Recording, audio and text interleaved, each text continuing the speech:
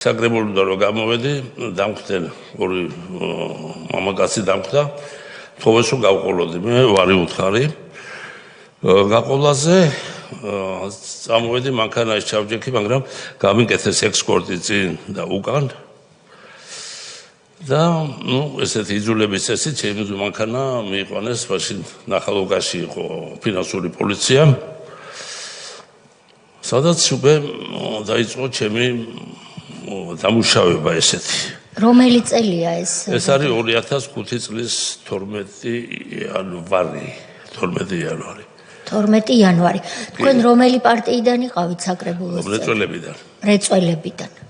შესაბამისად, როგორც საკრებულოს წევრი, თბილისის საკრებულოს წევრი რეწველებიდან, რეწველების პარტიიდან გამოხვედით სამსახურიდან, იქ დაგხვდნენ არ წარგიდგინეს საკუთარი თავი. არაფერი წარმოვიდი, რომ თხოვეს წავყოლოდით ფინანსურ პოლიციაში. და რომ მიხვედით რა ხდებოდა ფინანსურ? არაფერი შემიყვანეს რაღაც ოთახში და დაიწყეს დამუშავება, როგორც გითხარით, რომ ჯერ საქმე მანახეს შეთითქმული რაღაც საქმე მე მიყავი სამეთვალყურეო საბჭოს თავმჯდომარე და ამიტომ მართვაში როგორც მოგეხსენებათ სამეთვალყურეო საბჭო არ ერევა და რაღაც შეთითქმული ბრალდება იყო დამიდეს, რომელიც რამდენიმე დღით ადრე ყოფილა უკვე წარდგენილი, რომელიც მე არ ვიცოდი რაღაც წყლის ლიცენზიასთან დაკავშირებით და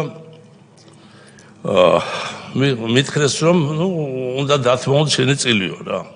ეხლა მე საკმაოდ კაი ურთიერთობა მქონდა იმ პერიოდში, ყოველ შემთხვევაში ესე მეგონა მე საკრებულოში, როდესაც სააკაშვილი ესეთი რეწველებს და იმას კონსტრუქციული ოპოზიცია ვიყავით ჩვენ და ბოლომდე არ მეგონა თუ რაღაც ესეთი შეიძლებოდა. მოვითხოვე ადვოკატი ვარ იმითხრეს.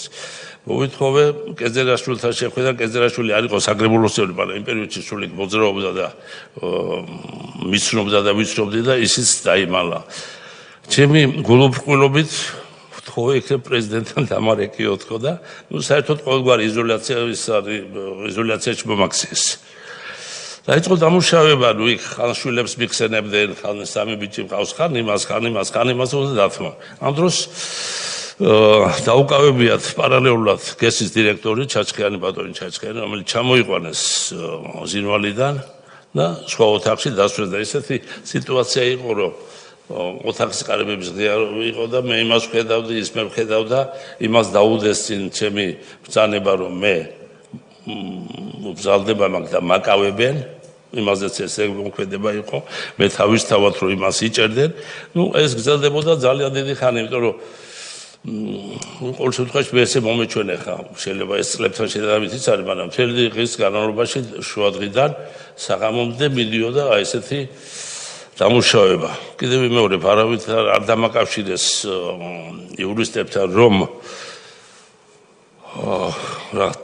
არახაროში რომ ბრალდებულიო, მოწმე ხარ, როგორც არის რა ეს და ყოველ შემთხვევაში მიაღწიეს იმას, რომ დავთმეთ ჩვენ წილი რა, დავთმეთ.